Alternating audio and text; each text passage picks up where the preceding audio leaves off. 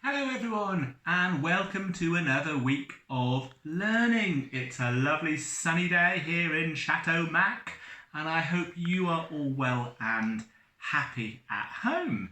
Now, before we get on with our learning, I just wanted to show you what book I'm reading at the moment.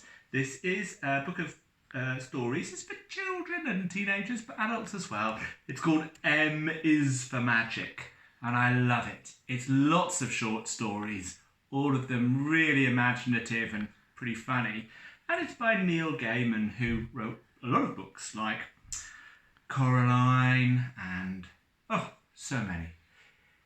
I would love to see in the stream on Google Classroom what books you've been reading. So if you can, pop a comment into the stream and just recommend a book or tell us all what you're reading and we could all kind of keep in touch with each other a little bit. Okay, now our learning this week is going to be, we're going to be writing a story, and that's going to be an adventure story. It's going to be an adventure that starts in your home. You're going to find something exciting and something magical. Before we start, so tomorrow that's what we're really going to be starting to do, but I want us to try and use some fronted adverbials in our story. Now, what is that? It's quite an unusual word, isn't it? Well, can you see, in adverbials, we've got verb. So let's just revise. What is a verb? Well, verbs are doing or being words. They're words that describe an action or a state of being. So, for example, here we have William picked up the pen. There we are. There's a pen. William picked up the pen. So, the verb is picked up.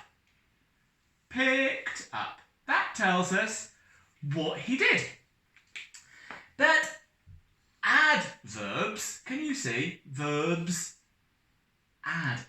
Something that an adverb adds to a verb. It's a word that says how or when or where a verb is happening. So we could say, in our sentence, William picked up the pen, we could say, William quickly picked up the pen. That's an adverb. It tells us how he picked up the pen. Or we could say, we could put that adverb at the front, and we could say, slowly, comma, William picked up the pen. Those are adverbs. It tells us how the verb is happening. Now, you've probably noticed slowly, quickly, cautiously. Many adverbs end in ly, but not all. Slowly, carefully, happily, but soon, that's an adverb. And then, let's look at these two sentences. The bell rang quietly. Pause the video for a moment. The bell rang quietly. What is the verb and what is the adverb? You try.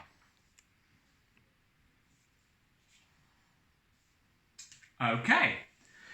The bell rang quietly. What's the doing word? Okay. What's the bell doing? Well, the bell's ringing. Ting-a-ling-a-ling, the bell rang. So that is the verb, isn't it? The verb. How did the bell ring? The adverb is quietly. It was not too hard to spot it. It's got the ly at the end.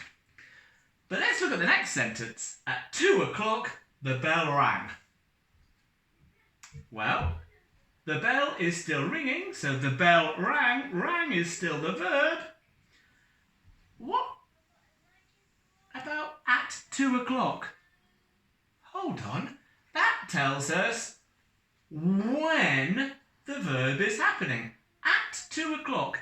So that is, here we could call it either an adverb or, because it's a number of words together, an adverbial phrase.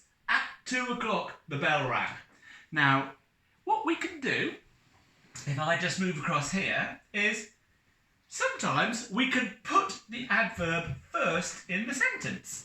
We put it at the front, and it is therefore called a fronted adverbial. And that can be a good thing to do, because when we put the word at the front, it really does make that word stand out, and our reader notices it. So making the adverb go at the front can add emphasis or variety to our writing. We normally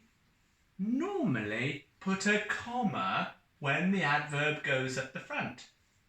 That's because a comma shows a pause. We're trying to make the adverb stand out by putting it at the front. When we put a comma, we put a pause and we make it stand out even more. Your work, look in the link below. I'm giving you 5 sentences. I've put the first 2 here. And also 5 adverbs. Quickly, at 7 o'clock, delicately, angrily, and just before supper.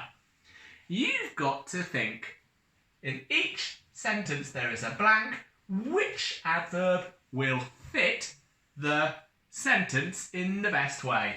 You need to write out the sentences with an adverb that makes sense. Let's read this one. I put down the fragile vase. Fragile means easy to break. So I put down the fragile vase. What word would make sense? Would it be quickly? Well, maybe. But there's a clue here. It's fragile. Aha. Delicately. It's going to be delicately. So I'm going to put delicately, which means very carefully, because it's delicate. I don't want to break it. Have I got it right? Delicately, I put down the fragile vase. Yes, I have. Oh, don't forget a comma. Delicately, comma. I put down the fragile vase. You might find that there's more than one possible answer for some of the sentences, and that's good. Go for it. You can also challenge yourself, when you've done those 5, to think of your own sentence with an adverb or an adverbial phrase at the start. Or you could do my 5 sentences again, but choosing your own adverbs. So look in the information below and enjoy, guys. See you soon. Bye.